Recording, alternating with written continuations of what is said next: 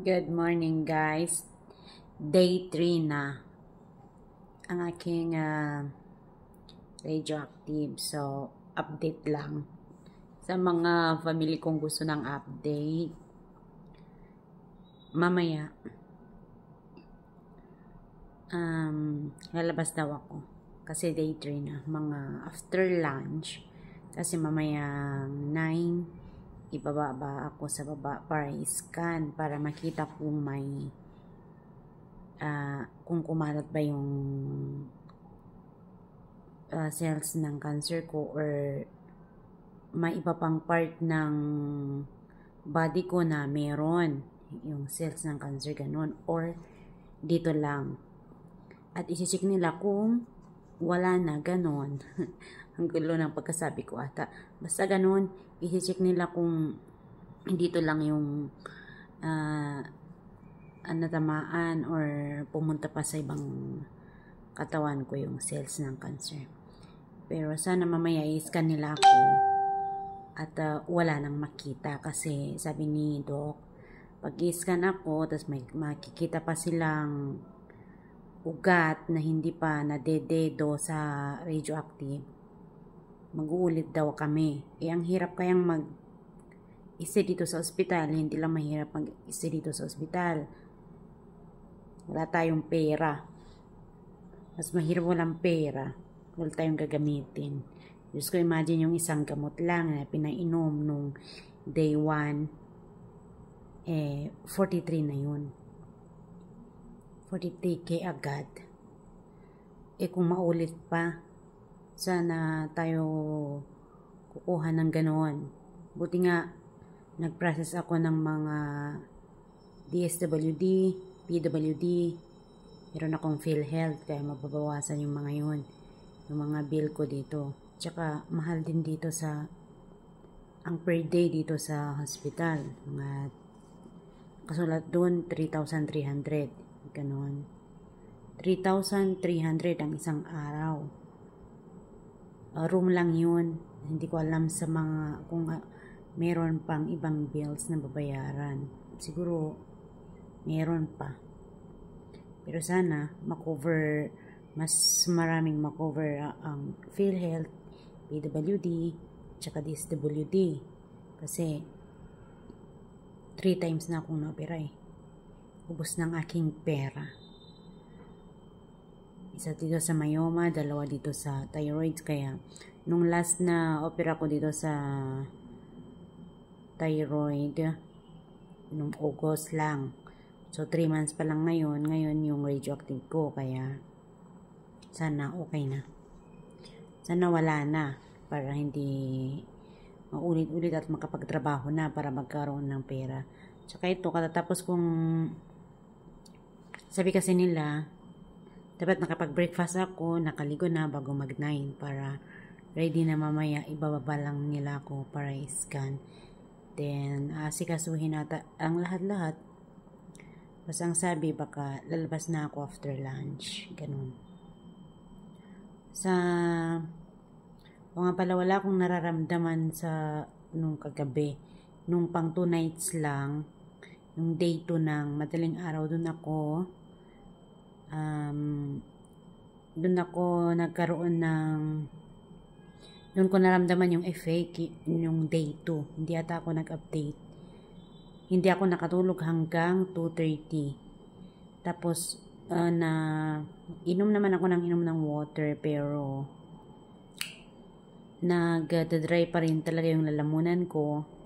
Tapos yung dila ko, basta yung bunganga ko, kaya kahit inom ng water, maya ihiga ako para gusto kong matulog, dry ulit, kaya napapaubo ako at parang hindi maganda, kaya nag-candy na lang ako. Kasi yun naman yung sabi ni Dr. Magdala ako ng candy kasi hindi yun may iwasan na mag-dry daw yung lalamunan ko, kaya kailangan may candy. Kaya yun, nag-candy ako ng isa lang, tapos nakatulog ako. Yun lang naman ang naramdaman ko. Pero ngayong day 3, nung kagabi, wala akong naramdaman. Pinilit kong natulog ng 7:30. Nakatulog naman ako ng 7:30. At saka mabilis nawala yung mabilis bumaba daw yung radiation sa katawan ko kasi in-check ako kahapon.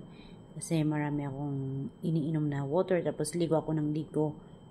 I mean, kahit 2 times ako naligo sa isang araw, nagbabad ako, tinagalan ko. Kaya hindi ako nag 3 times naligo kasi napuyat ako nung isang gabi, hindi ako nakatulog. Kaya 2 times lang ako naligo nung day 2, umaga at saka hapon. Pero nagbabad ako sa tubig. Tapos mga 2 liters and a half yung ininom ko sa isang araw. Kasi yun lang yung kaya ko. Pero sabi naman ni Dr. Good, nung chinik ako na mabilis bumaba yung radiation ng katawan ko.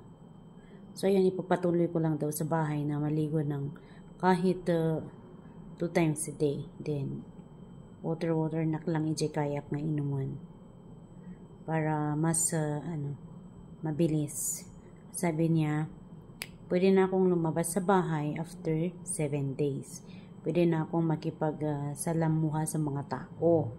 Hindi naman daw delikado. Kasi dito pa lang sa hospital, kasali na yun yung quarantine ko. At saka, yung check nila na mababa na daw yung radiation sa katawan ko. So, pag ituloy ko na dun sa bahay quarantine ng another 7 days, ayun, syempre mawawala na, tuluyang mawala yung radiation sa katawan ko.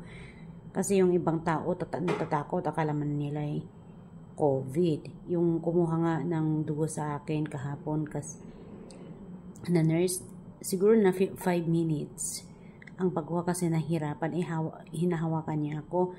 Ang gamit lang, naka-face mask, naka-gloves, ganon. Hindi yung nakabalot siya ng katawan. Nahirapan siyang kumuha ng dugo kasi wala siyang makitang ugat. At kaya kinuha na niya ako dito sa isa, chinek niya pa yung 2 kamay ko, nahihirapan siya kaya natagalan. Tapos yung doktor ko lumalapit sa akin, ano lang, ayan, andyan ako sa bed, tapos nakatayo siya doon sa may damit ko na sinampay ko yan. Dito lang ako nakaupo sa may bed ko. Tapos dyan lang siya kalayo. Naka-face mask lang siya. Kasi yung ibang tao parang takot na takot. Akala man mahahawaan or what. Basta pag uwi, nakasiparit lahat ng gagamitin. Ganon. Mamaya pag uwi daw. Hindi ako pwedeng lumapit sa mga bata. Mas lalo sa mga buntis, ganun. Kaya kailangan ko quarantine muna sa bahay. Kaya ayan, sana mamaya okay ng lahat para makalabas ako. Kasi ang hirap kayo nakakulong dito. At least sa bahay kasama ko yung asawa ko.